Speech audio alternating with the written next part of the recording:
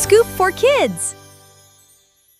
Today, we are traveling to a magical island to find a tiny creature with a giant neck. Meet the Giraffe Weevil. It is a tiny beetle that looks just like a mini giraffe. That long neck is an adaptation. They use them like cranes to gently wrestle each other. The females are master builders.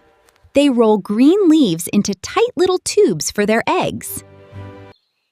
Inside this cozy leaf sleeping bag, the baby stays safe from any hungry forest animals. Even with those super long necks, they have hidden wings under their red shells to glide.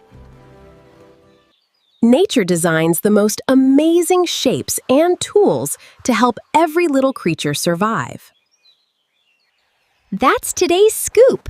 See you tomorrow for another Scoop4Kids adventure.